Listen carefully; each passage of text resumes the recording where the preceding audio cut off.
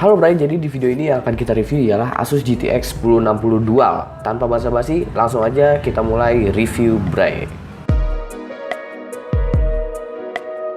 Pada boxnya terdapat logo macan putih yang mengingatkan gua akan MSI dengan seri Tiger-nya. Nama Dual di sini bukan Dual GPU seperti GTX 760 Mars yang dulu diluncurkan oleh Asus. Nama Dual dipasang hanya karena VGA card ini menggunakan Dual Fan. Karena ini bukan seri yang eksklusif seperti versi Strix, paket kelengkapan dari GTX 1060 Dual ini cukup simpel dan standar. Hanya box, CD driver, manual book, dan juga kartu garansi. Kedua fan yang kita dapatkan ini sebenarnya sama dengan versi Strix, yaitu 0dB blade fan. Desain bodi berwarna putih dan dengan model yang menurut gua futuristik adalah salah satu alasan kenapa gua pilih VGA card ini. Sayangnya di bagian belakang pemandangannya hanya board telanjang tanpa backplate. Bedanya untuk VGA ini kita nggak mendapatkan heat pipes yang sebaik versi Strix, contohnya seperti DirectCU 2. Bedanya lagi juga mungkin berada pada kapasitas overclockingnya dan juga nggak ada fitur LED lighting atau aura. Di bagian belakang sepertinya Asus belum merubah bagian output displaynya. Kita akan mendapatkan satu DVI, 2 HDMI, dan 2 DisplayPort HDR. Soal TDP dan juga konsumsi daya, gua rasa VGA card yang bisa sebanding dengan GTX 980 ini udah irit mampus. 1 kali 6 pin power dan TDP 120 watt, Nvidia gokil sih untuk ini.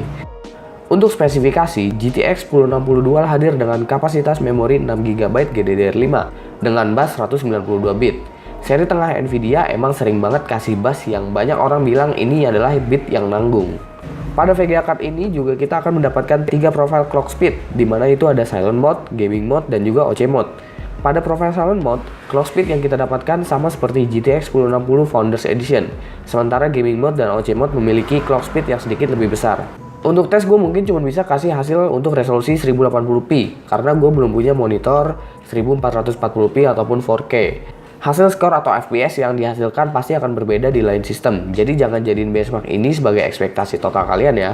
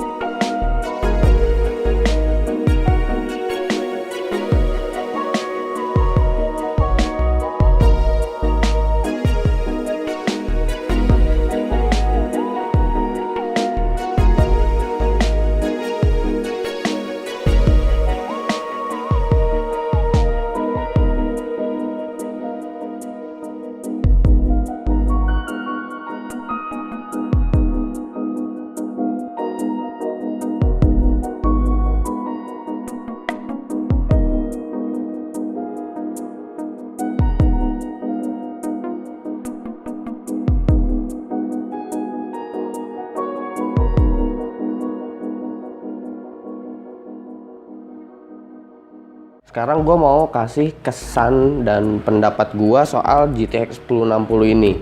Paling untuk ini sih, untuk 1060 yang versi dual ini ibaratnya versi yang tanggung lah.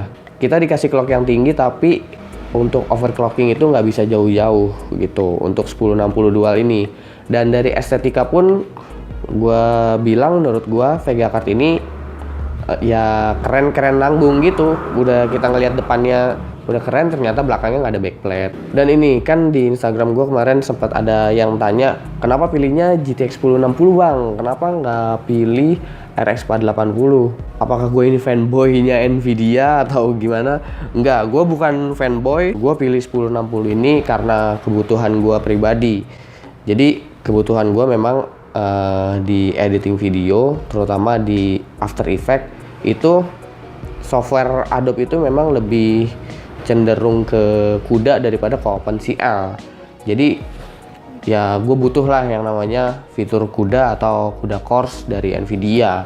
Sementara gue sebelumnya kan pakai GTX 960. Kayaknya kalau gue gantinya ke 970 dari harga juga tanggung kali ya. Jadi mending GTX 1060 aja. Sebenarnya nggak ada yang nanya ini sih, tapi pasti ada dari lo yang bertanya-tanya apakah bonek atau bottleneck 1060 ini jika disandingkan dengan rig gua yang cuman i5 4460. Bottleneck itu aspeknya banyak banget dan luas banget gitu.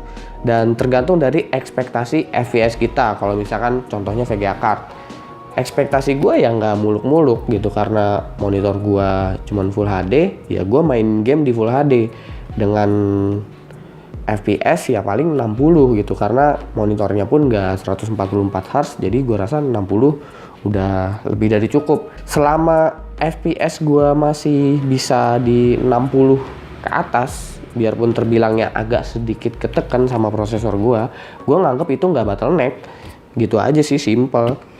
Kalau misalkan dibilang bottleneck atau enggak, pasti yang namanya bottlenecking tetap ada. Kalau misalkan kita mau jor-joran geber di sintetis, ya pakailah 6950X misalkan kalian, atau 5690X. Kayak misalkan gue di channel sebelah gue pakai 6900K atau 6700K kayak gitu ya. Kalau gue buat di rumah ya buat pemakaian pribadi, gue nggak perlu yang namanya benchmark sintetis sampai jor-joran gue harus dapat hasil semaksimal mungkin. Seperti biasa, review kalau misalkan lagi ada kesempatan, entah itu gue lagi dapat pinjaman barang atau gue lagi punya barang baru yang gue boleh beli sendiri. Yap, jadi itu adalah pendapat gue soal Asus GeForce GTX 1060 Dual. Lo bisa komen di bawah dan kasih pendapat lo. Support channel ini hanya dengan bantu share dan juga subscribe ya, dan itu nggak berbayar alias gratis. Bye bye.